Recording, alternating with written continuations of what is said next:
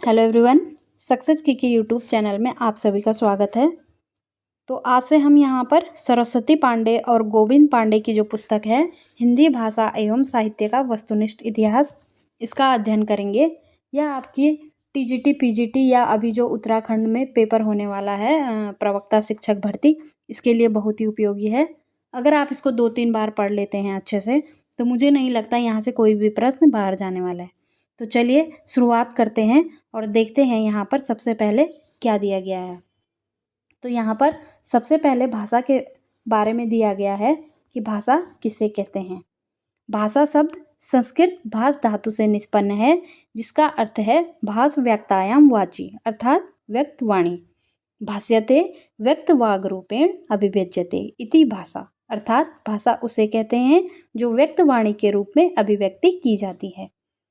भारतीय पाश्चात्य विद्वानों ने भाषा की परिभाषा निम्न ढंग से दी गई है।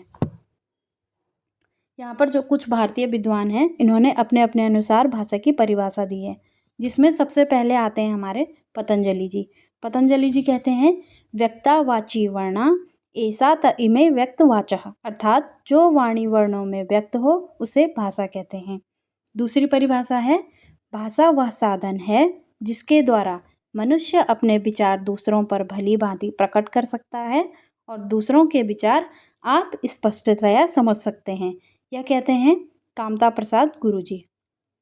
तीसरी परिभाषा है मनुष्य और मनुष्य के बीच वस्तुओं के विषय में अपनी इच्छा और मति का आदान प्रदान करने के लिए व्यक्त ध्वनि संकेतों का जो व्यवहार होता है उसे भाषा कहते हैं।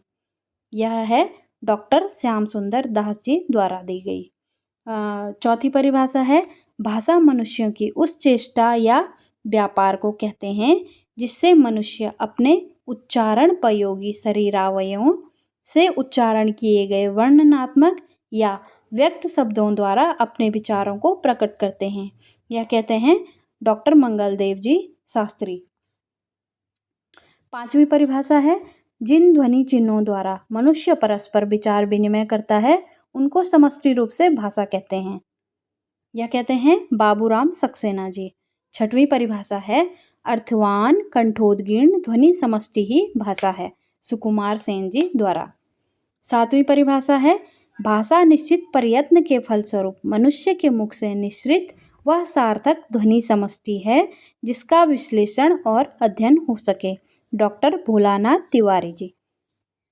आठवीं परिभाषा है भाषा यादृच्छिक रूढ़ उच्चारित संकेत की वह प्रणाली है जिसके माध्यम से मनुष्य परस्पर विचार विनिमय सहयोग अथवा भावाभिव्यक्ति करते हैं, आचार्य देवेंद्र नाथ शर्मा।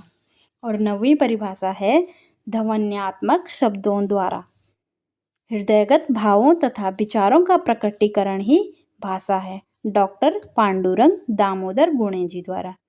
तो आज के लिए इतना ही, मिलते हैं कल अगली वीडियो में।